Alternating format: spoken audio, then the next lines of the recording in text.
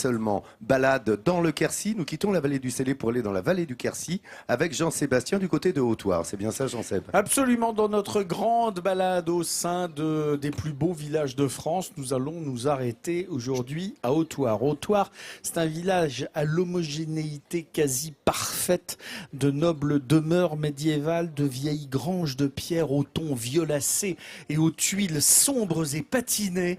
Et puis à Haute-Thouars, il y a sans doute Francis et Sébastien, mais surtout à bicyclette, peut-être, il y a Paulette. À quelques kilomètres de Figeac, dans la vallée du Quercy, voici Haute-Thouars, un village classé parmi les plus beaux de France. Il est niché au cœur d'un cirque à couper le souffle. Cet écrin sauvage abrite une cascade magnifique qui se jette de plus de 30 mètres de haut. L'endroit est exceptionnel, incontournable pour les randonneurs. D'ailleurs, aujourd'hui, Monique et ses deux amis ont rendez-vous pour une découverte panoramique. Ouais, super. C'est vraiment le petit village niché, ouais, hein, c'est vrai. au creux de la vallée. Au creux de la vallée. Ah, voilà le soleil. Ah. Ça y est. Ah, et le soleil arrive.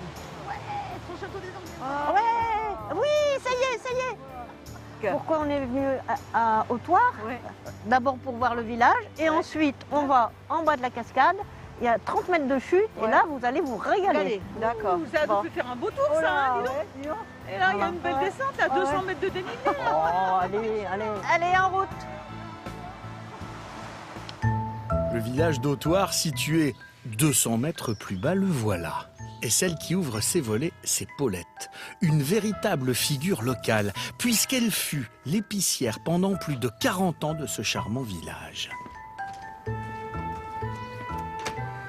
Alors ça, c'est la balance de mon épicerie. Et mon épicerie, elle se trouvait ici. Et aujourd'hui, j'en ai fait une salle à manger. L'épicerie, c'était le salon où on cause. Je mettais toujours ou une chaise, même un petit banc, où j'avais des personnes qui restaient des heures là à discuter avec les uns les autres. Ah, je sais que j'ai beaucoup manqué à tout le monde, parce que quand j'ai fermé, c'était plus du tout pareil. J'avais dit au curé de l'époque, qui était l'abbé Bergounius, c'était un vieux prêtre qui est mort maintenant depuis longtemps, je lui ai dit, voyez, je confesse plus que vous. Alors il avait ri, parce qu'il savait très bien que c'était vrai. Parce que beaucoup de personnes venaient chez moi pour me raconter plein de choses. Bien sûr, c'était le secret. Il ne fallait pas que je divulgue, parce que ça n'aurait pas allé. Il arrivait des jeunes qui faisaient la fête, qui à 2 h du matin décidaient de faire une soupe à l'oignon. Alors donc on venait me taper à la porte. On a besoin d'oignons, on a besoin de gruyère. Je me levais, je venais les servir. Depuis 2001, l'épicerie est fermée. Mais pour Paulette, c'est comme si c'était hier. Bon, ben, ça m'arrive de faire ma sieste ici, et quand je dors. Et tout d'un coup, j'entends la sonnette, ça me réveille. Parce que j'ai encore ma sonnette dans la tête. Des souvenirs toujours très présents. Voilà à quoi ressemblait mon épicerie. C'était une auberge au départ. Ah ouais, avec l'inscription au-dessus et tout. Ça, c'est d'époque. Hein. Paulette aime faire revivre son commerce auprès de ses amis de passage. Voilà, alors j'avais les cartes postales ici. Il y avait des étagères où on pouvait voir de dehors tout ce qu'il fallait.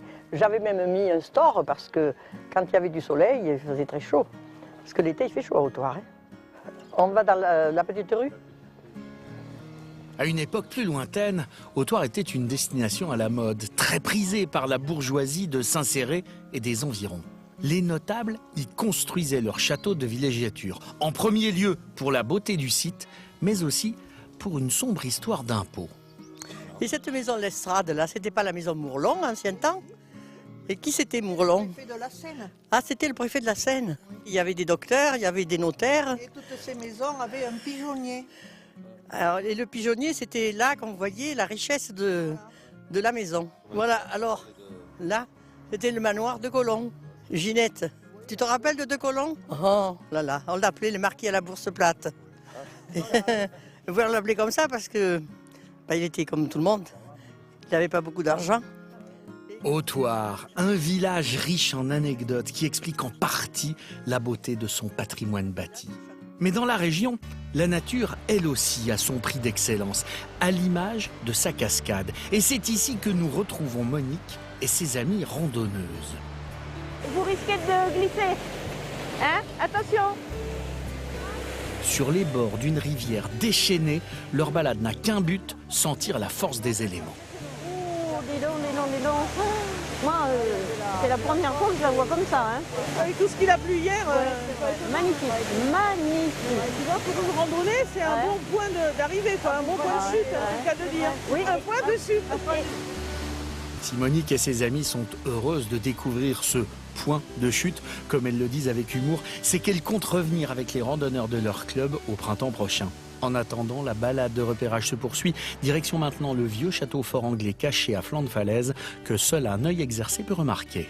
Et tu vois, au mois de mai, on ne la verra pas tomber comme ça. Non. Ouais. Ça veut rien dire, tu sais. Oh, regardez les filles. Oh, quelle jolie pierre. Pour mettre des fleurs à la maison. Pour un genou ancien. Oh, là. Dans le temps, il y a ça. Tiens, regarde. Regarde si c'est beau.